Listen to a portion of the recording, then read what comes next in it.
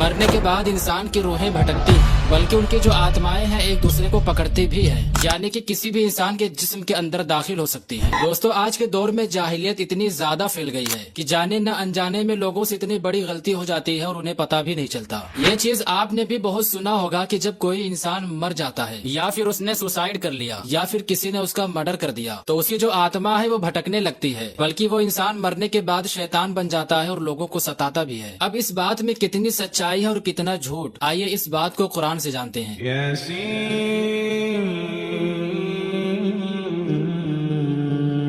قرآن پاک کے 30ویں پارے کا ایک سورہ ہے جس کا نام ہے سورہ مطففین، اور اس کی یہ 2 آیت ہے، کلا ان کتاب الفجار لفی سجین کلا ان کتاب الابرار لفی علیین، یعنی کہ جو کافروں کی روحیں ہیں ان کی روحیں سجین میں، سجین 7 زمین کے نیچے ایک بہت ہی ڈراؤنی وادی ہے جہاں پر شیطانوں کا لشکر رہتا ہے، وہاں پر کافروں کی روحیں قید کر دی جاتی ہیں اور ان کی نگرانی کے لیے 2واں فرشتہ مقرر ہے، یعنی کہ وہ روحیں کہیں بھاگ نہیں سکتی اور نہ ہی آزاد ہو سکتی ہیں، اور مومنوں کی روحیں 7 آسمان کے اوپر علیین ایک جگہ ہے، وہاں پر انہیں آزاد چھوڑ دیا جاتا ہے اور ان کی حفاظت کے لیے رمیائل فرشتہ مقرر ہے، وہ آزاد رہتی ہیں، اگر چاہیں تو جنت کی سیر بھی کر سکتی ہیں۔ اس کے علاوہ آب زمزم کے پاس اور خانہ کعبہ کے پاس بھی روحیں رہتی ہیں، لیکن وہ کسی انسان کے جسم کے اندر داخل نہیں ہو سکتی۔ اب بات آتی ہے کہ جو انسان کے اوپر سوار ہوتا ہے وہ کون رہتا ہے؟ تو دوستو، وہ کوئی آتما نہیں بلکہ ابلیس رہتا ہے، وہ شیطان کی وسوسے ہیں جو انسان سے بلواتا ہے۔ جس طرح دنیا میں آنا ہمارا ایک مقصد ہے، اسی طرح شیطانوں کا بھی ایک مقصد ہے، اور ان کا مقصد ہے لوگوں کو بھٹکانا۔ آج ہمیں اگر کسی چیز کا پتہ لگانا ہو تو ہم سوشل میڈیا کا سہارا لیتے ہیں، لیکن شیطانوں کو اللہ کی طرف سے وہ طاقت ملی ہے کہ وہ کہیں بھی آ جا سکتے ہیں اور کسی بھی انسان کے بارے میں کچھ بھی پتہ کر سکتے ہیں۔ شیطان ہمیشہ ان لوگوں کو تلاش کرتا ہے جس نے سوسائڈ کر لیا ہو یا کسی نے مرڈر کر دیا یا خود کی موت سے ہی مرا ہو، تو اس کے بارے میں ہر چیز کو پتہ کر کے ان کا نام لے کر شیطان اس انسان کے پاس جاتا ہے جس کے ذریعے سے وہ لوگوں کو بھٹکانا چاہتا ہے۔ اب شیطان اپنے شیطان بازی سے وہ ساری باتیں اس انسان سے بلواتا